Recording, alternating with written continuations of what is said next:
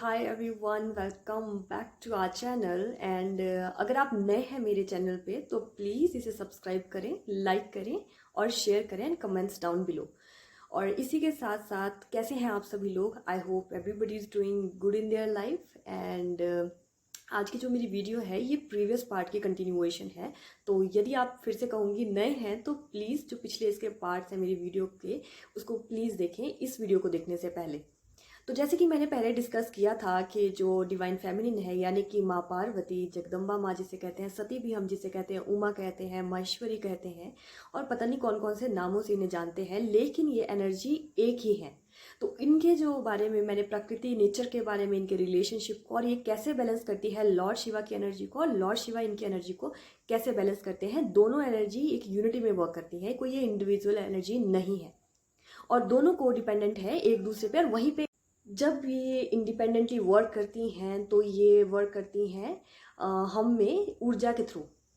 जैसे कि हम में ही ये दोनों ऊर्जाएं हमारे शरीर में ही होती हैं। डिवाइन जो फेमिनिन है माँ पार्वती की, जगदम्बा की, और वहीं साथ साथ में लॉर्ड शिवा की मैस्कुलिनिटी की एनर्जी भी हमारे खुद के ही शरीर में है, बॉडी में है। तो आगे जब कंटिन्यू करते हैं तो माँ के 9 जो रूप होते हैं उनकी पूजा की जाती है नवरात्रि में, और क्यों की जाती है, कैसे की जाती है, यही आज का डिस्कशन है, यही आज की वीडियो है। चलते हैं फर्स्ट जो नवरात्र है उसी पे। जो फर्स्ट नवरात्रि है इस पे माँ शैलपुत्री की पूजा की जाती है। कौन है ये माँ शैलपुत्री? तो इनकी जो स्टोरी है ये सती से, पार्वती से, गौरी से, महेश्वरी से, ये सभी एक ही हैं। नाम अलग अलग मैं ले सकती हूँ लेकिन ये एक ही ऊर्जा है, एक ही एनर्जी है। जैसे कि जो पहला का इनका जन्म होता है सती के रूप में होता है माँ शैलपुत्री का। कहानी यहीं से आरंभ होती है माँ शैलपुत्री की कि उनका जो पूर्व जन्म होता है उनमें वो होती है सती, माँ सती। और जो सती होती है वो बहुत कठोर तपस्या करती है, साधना करती है, आराधना करती है शिव को पाने के लिए, एज वर यानी कि पति पाने के लिए। और उन्हें ये वरदान के रूप में जो शिव होते हैं कड़ी तपस्या के बाद मिल भी जाते हैं। लेकिन जिस घर में वो पैदा हुई थी वो घर था राजा दक्ष का, यानी कि उनके पिता थे राजा, एक राजा। और राजा जो थे वो बिल्कुल खोए हुए थे वर्ल्डली सुख सुविधाओं में, यानी कि सांसारिक सुख सुविधाएं जो होती हैं उनमें। उनके लिए, दक्ष के लिए बहुत इंपॉर्टेंट था किसी राजा का होना अपने पुत्रियों के विवाह के लिए।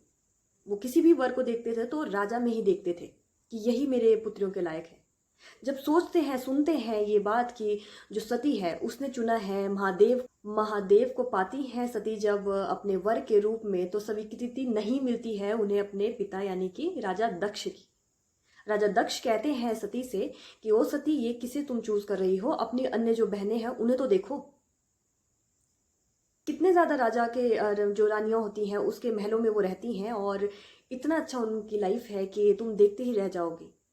सारा भोग विलास कर रही हैं वो, सुख सुविधाएं देखो उनकी। और तुम कहाँ जा रही हो? एक वैरागी के साथ, एक भूतनाथ के साथ, जो भूतों का भी देवता कहलाया जाता है, यानी कि भूतों का भी भगवान कहा जाता है। कहाँ रहोगी? कैलाश में।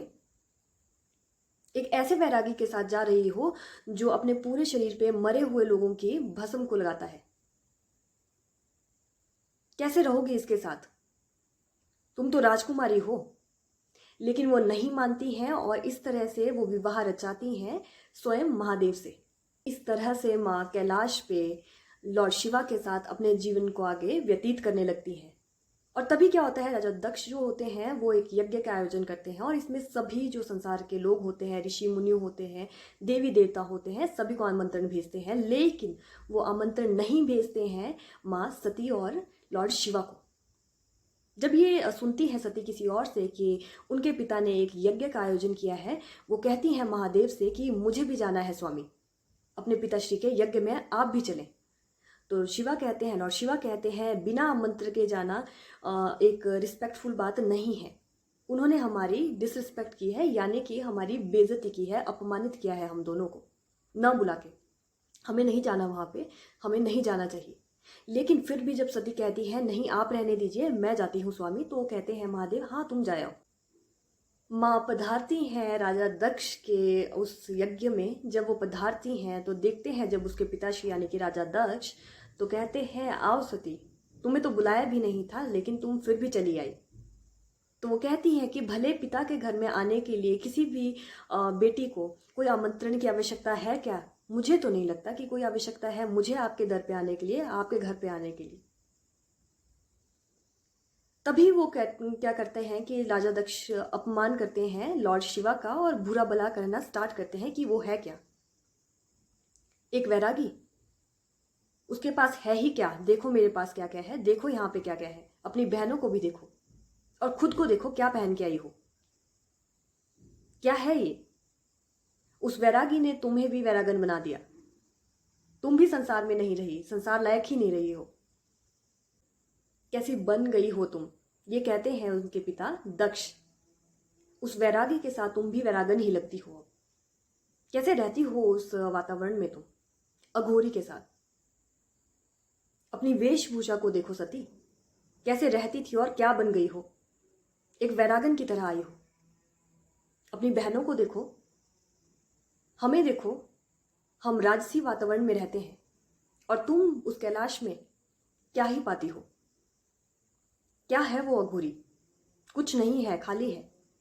जब ये सब सुनती है अपमान जो जनक वर्ड होते हैं अपने पिता के मुख से, तो वो उसी अग्नि में अपने आप को जला देती है मां सती, और इस तरह से उनकी मृत्यु होती है उस जन्म में। अगला जो जन्म होता है वो हिमालय जो शैलराज होते हैं उनके घर होता है, वो भी एक राजा ही होते हैं। अब जन्म होता है पार्वती के रूप में। इस तरह से मां शैलपुत्री का जन्म होता है और उनका विवाह फिर से होता है लॉर्ड शिवा यानी कि महादेव से। और जो शैलपुत्री है इनका जो वाहन है, यानी कि माँ जो शैलपुत्री इनका वाहन है वृषभ यानी कि एक बैल। उसी के साथ साथ उनके राइट हैंड में एक ट्रिडेंट है यानी कि त्रिशूल है, और लेफ्ट हैंड में उनके है लोटस। त्रिशूल है करेज का प्रतीक, सिंबल ऑफ करेज, एंड जो दूसरे हाथ में लोटस है वो है डिटैचमेंट का, डिअटैचमेंट होना चीज़ों से या किसी व्यक्ति से भी। और जो वृषभ है उनके साथ जो ये बैल है, उसका अर्थ है कि आप प्रकृति से जुड़े हुए हैं। माँ प्रकृति को साथ लेके चलती थी। एक सिंप्लिसिटी का उन्होंने उदाहरण दिया अपने दोनों जन्मों में। माँ शैलपुत्री के दो नाम हैं, जिसमें कि एक है पार्वती एंड दूसरा है हेमवती। वैसे माँ के बहुत सारे नाम हैं, इसीलिए जो 9 रूप है इन्हीं में आपको आगे आगे पता चलेगा कि कितने सारे नाम हैं एक ही ऊर्जा के। आप चाहे शैलपुत्री कहिए या ब्रह्मचारिणी कहिए या पार्वती कहिए, गौरी कहिए, माँ एक ही है। दुर्गा माँ का एक ही जो है एनर्जी है। चलिए आगे चलते हैं। जो दूसरा दिन है, दूसरा नवरात्रि है, इसमें जो पूजा होती है ये होती है ब्रह्मचारिणी की, माँ ब्रह्मचारिणी की। लिंक एंड कनेक्टिविटी है माँ पार्वती से, जो उनका जन्म हुआ था माँ पार्वती के रूप में। जब सती होती हैं तो वो मृत्यु को अपने आप को दे देती हैं, प्रदान करती हैं, और अगला जन्म होता है पार्वती के रूप में। माँ पार्वती जो होती हैं, जो नारद मुनि होते हैं, जो कि हमारे सनातना में श्री विष्णु के सबसे बड़े भक्तों में हैं, वो उन्हें उपदेश देते हैं और उनके उपदेशों से प्रेरित होके ही वो तपस्या करती हैं। माँ ब्रह्मचारिणी तपस्या करती हैं, और ये तपस्या कोई नॉर्मल या फिर कि साधारण तपस्या नहीं होती है। बहुत ज़्यादा वर्ष होते हैं, करोड़ों की संख्या में वर्ष होते हैं, जिनमें कि वो बैठती हैं शिव को पाने की आराधना में। वो फिर से शिव को ही अपना, यानी कि महादेव को ही अपना वर चाहती थी इस जन्म में भी, यानी कि माँ पार्वती वाले जन्म में। ये जो ब्रह्मचारिणी का जो इनका जीवन शैली होती है वो कैसे जीती हैं, वो उस टाइम पे एक पूर्ण शाकाहार को लेती हैं, उसी के साथ पत्तियां जो होती हैं, बेल पत्र जिसे कहते हैं, उन्हीं को खाती हैं। कुछ सालों बाद उन्हें भी छोड़ देती हैं, बेल पत्र को भी वो खाना, जिस तरह से वो पाती हैं शिवा को अपने वर के रूप में। फिर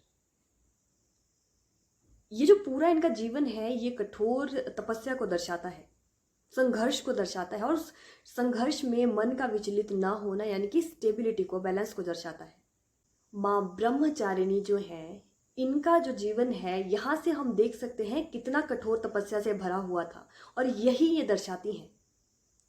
ये दर्शाती हैं अपने जो संघर्षों से उनसे लड़ना, और उनमें अपने मन को, अपने बॉडी को स्थिर रखना, स्टेबलाइज रखना, और साइमल्टेनियसली इनका वर्क दिखाया इन्होंने। इसी के साथ साथ जो जातक इनकी आराधना करता है माँ ब्रह्मचारिणी की, उसे सर्व सिद्धियां प्राप्त होती हैं। इन्होंने बेल पत्र खाया था, और हम सभी जानते हैं लॉर्ड शिवा जो है, महादेव है, उनसे बेल पत्र कितना ज्यादा जुड़ा हुआ है। इसी के साथ साथ ये पत्ते खाने की वजह से इनका नाम अपर्णा भी पड़ा। इन्हीं माँ का, ब्रह्मचारिणी का नाम, दूसरा नाम है अपर्णा। तीसरे पे आते हैं, तीसरा दिन है माँ चंद्रघंटा का। जो चंद्रघंटा है ये किससे रिलेटेड है? शुक्र से भी रिलेटेड है। तीसरा नवरात्रा है माँ चंद्रघंटा का, जो कि प्रतीक है, सिंबलाइज करती है वीरता को, शौर्य को और करेज को। और ये जो योद्धा के जो गुण है ये इस माता में भी है, इस रूप में है।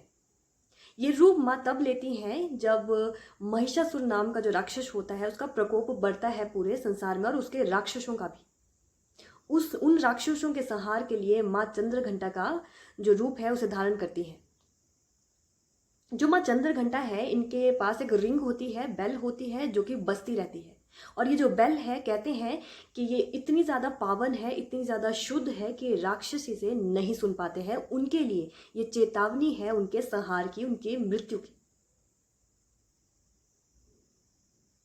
ये जो माँ है ये सौंदर्य का भी प्रतीक है।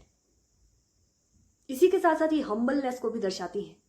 तीसरा रूप माँ का, चंद्रघंटा माँ का, ये जातक जो भी इसकी आराधना करते हैं, इस रूप की आराधना करते हैं, उन्हें प्राप्त होती है वीरता, निर्भयता यानी कि करेज, और उसी के साथ सौम्यता एंड हम्बलनेस यानी कि विनम्रता भी।